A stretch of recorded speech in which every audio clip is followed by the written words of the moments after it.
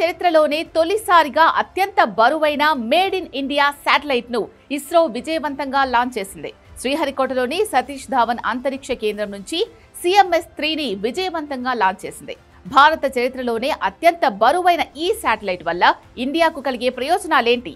వాసి స్టోరీ.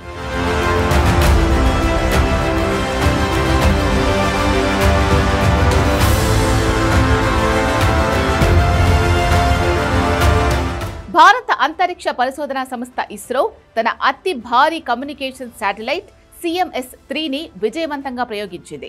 ఇది భారత భూభాగం నుంచి పంపిన అతిపెద్ద శాటిలైట్.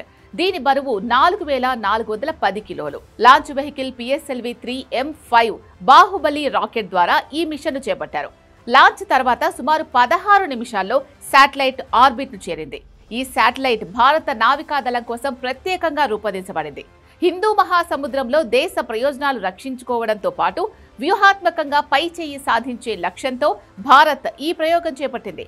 సాగరంలో మోహరించిన యుద్ధ నౌకలు, జలాంతర్గాములు, నేల మీదున్న నియంత్రణ కేంద్రాలతో భద్రమైన కమ్యూనికేషన్లు సాగించేందుకు ఈ ఉపగ్రహం ఎంతగానో ఉపయోగపడుతుంది.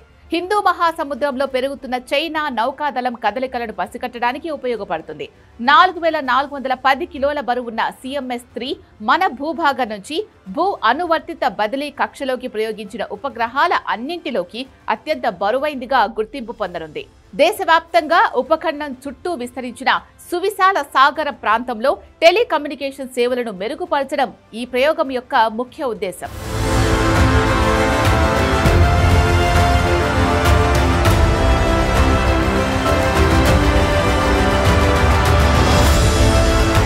ఇస్రో గతంలో కూడా ఇంతటి భారీ ఉపగ్రహాలు ప్రయోగించింది. కానీ అవన్నీ ఫ్రెంచ్ గయానా నుంచి ఫ్రాన్స్కు చెందిన ఏరియన్ స్పేస్ అందించిన రాకెట్ల ద్వారా ప్రయోగించినవే. 2018 డిసెంబర్ 18న ఫ్రెంచ్ గయానా నుంచి 5854 కిలోల బరువున్న కమ్యూనికేషన్ ఉపగ్రహం GSAT-11ను ఇస్రో ప్రయోగించింది. భారత భూభాగం నుంచి జియో ట్రాన్స్ఫర్ ఆర్బిట్ లో ప్రవేశపెట్టిన తొలి భారీ ఉపగ్రహం ఇదే.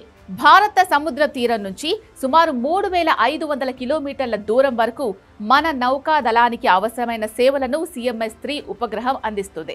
దీంట్లో UHF, SCQ బ్యాండ్ రాడార్లు అమర్చారు. దీని సాయంతో తీర ప్రాంతమంతటా నిఘా పెట్టడంతో పాటు ఒకే సమయంలో అత్యంత వేగంగా వివిధ రకాల కమ్యూనికేషన్లకు వీలు కల్పిస్తుంది.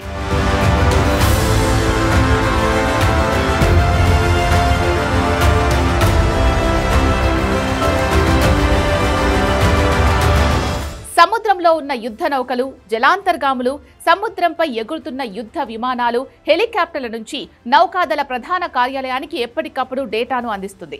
అది కూడా మధ్యలో గుర్తించలేని విధంగా, హ్యాక్ చేయలేని విధంగా డేటాను, కాల్స్ ను ఎన్క్రిప్ట్ చేసి సురక్షితమైన కమ్యూనికేషన్ ను అందిస్తుంది. ఈ ఉపగ్రహం నుంచి నౌకాదళానికి చేరే సమాచారాన్ని, కాల్స్ ను, సిగ్నల్స్ ను మధ్యలో ఎవరు జామ్ చేయకుండా ప్రత్యేకమైన సాంకేతికతను వినియోగించారు.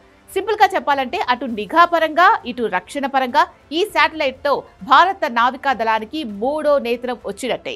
ఈ ప్రయోగం సముద్ర సరిహద్దుల రక్షణ బలాన్ని పెంచి దేశ భద్రతను మరింత పటిష్టంగా మార్చింది.